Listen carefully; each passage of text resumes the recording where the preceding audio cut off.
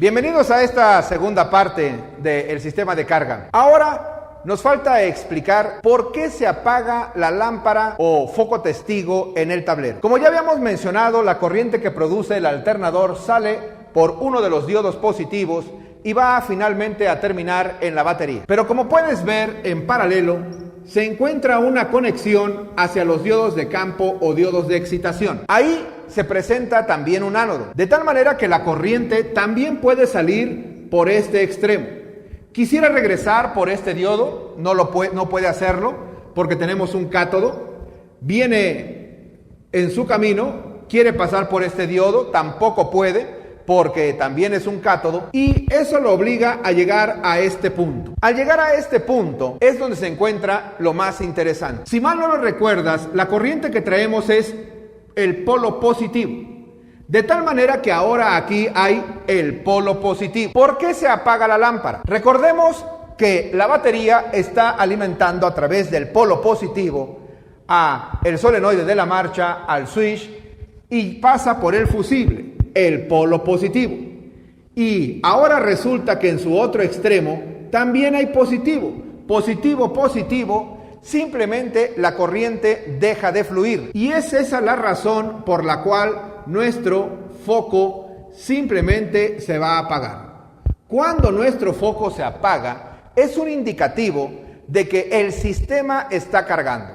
Si vas en carretera y el foco testigo se enciende, es una lámpara roja indicándonos una gravedad en el sistema. Por tanto, ahí debemos nosotros orillarnos y checar al menos lo que podamos visualmente, a ver si no hay una terminal floja o desconectada. Si no puedes hacer nada, bueno, pues entonces sigue tu camino, te irás únicamente con la carga de la batería. Esa es la razón por la que se apaga nuestro foco testigo o lámpara, porque hay positivo y positivo. Ahora, al mismo tiempo la corriente viene y es quien está formando el campo magnético en nuestro rotor. Por eso se le llaman diodos de excitación o diodos de campo, debido a que estos diodos los que finalmente están produciendo la excitación del rotor o el campo magnético. Pero cabe aclarar lo siguiente, que este campo magnético en este momento se va a hacer más fuerte todavía. ¿Cuál es la razón? La razón es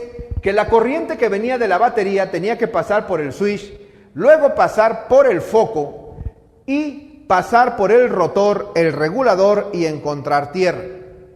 Quienes han estudiado electricidad saben muy bien que si el foco estaba conectado con el rotor en una conexión en serie, el voltaje se ve disminuido, el voltaje cae. Por tanto, la corriente que fluía es una corriente con poca intensidad y el campo magnético era débil, únicamente suficiente para sí producir corriente, pero no para producir una alta corriente. En este momento en que el alternador ya está trabajando, ya está produciendo corriente, el campo magnético es mucho más fuerte. De esta manera, simplemente se está produciendo un mayor amperaje. ¿Cuál es una de las ventajas de tener este tipo de conexión? Bueno, que en el momento de abrir el switch yo te expliqué que el foco encendía y que el campo magnético se producía en el alternador. Pero si ese campo magnético es demasiado fuerte, la marcha que ha de impulsar a nuestro motor para que éste arranque tendrá que hacer un mayor esfuerzo, pues no solamente tiene que hacer girar al cigüeñal, a subir y bajar los pistones, a mover el árbol de alevas para abrir y cerrar las válvulas, sino que en este caso también tiene que impulsar a los accesorios que se encuentran enfrente del motor, como la bomba de la dirección hidráulica, el compresor del aire acondicionado, en este caso nuestro alternador. Y si nuestro alternador tiene un campo magnético demasiado fuerte, entonces la marcha tendría que hacer mayor esfuerzo, lo cual se traduciría en un mayor consumo de corriente en la batería. Por eso era bueno que el campo magnético al principio fuera débil y ahora tenemos un campo magnético más fuerte. Bien, la producción de la corriente se está dando ahora con mayor intensidad, pero vamos a cerrar el circuito. Cuando la corriente vino y llegó hasta la batería, quiero decirte que la corriente no se queda dentro de la batería. Esto es algo que ya explicamos en algunos otros videos, sino que la corriente va a entrar a la batería solo a desprender el azufre que se queda pegado a las placas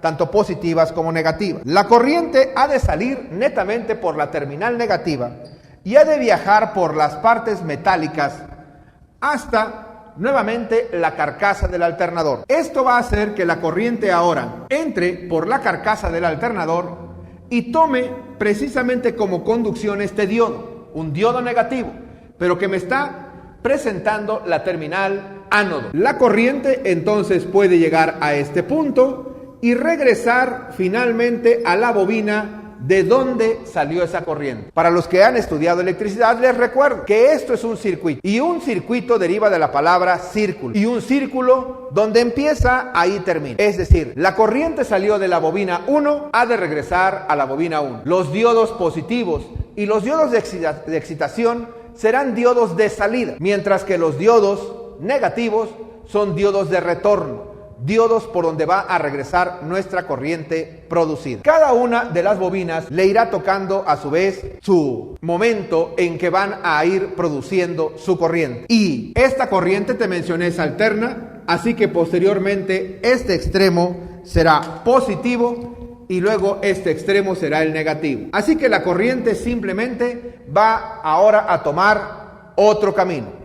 ¿Cuál es este otro camino? Simple. La corriente va a seguir este orden y va a salir por este diodo, que se va a repetir la misma operación de ir a la batería y de regresar, pero ahora va a regresar por este otro diodo. Al regresar por este diodo, simplemente estaremos cerrando el circuito. Y así, cada una de las bobinas del estator va a ir produciendo corriente alterna, y son los diodos rectificadores los que se encargan de canalizarla para que se convierta en directo. Nuestros diodos de excitación o diodos de campo, como ya te lo mencioné, idénticamente igual van a ir sacando la corriente que va a estar retroalimentando a nuestro alternador netamente en el rotor para que se siga formando el campo. Pero, ¿qué es lo que pasa una vez que nosotros llegamos a el voltaje requerido, que más o menos bascula en 14.7 volts? Bueno, pues ese será el trabajo de nuestro regulador, el cual, al interrumpir la corriente, simplemente se pierde el campo magnético y aunque nuestro alternador gire, simplemente ya no se produce corriente. Eso es el trabajo que hará el regulador, lo cual lo veremos en algún otro video. Gracias por acompañarnos.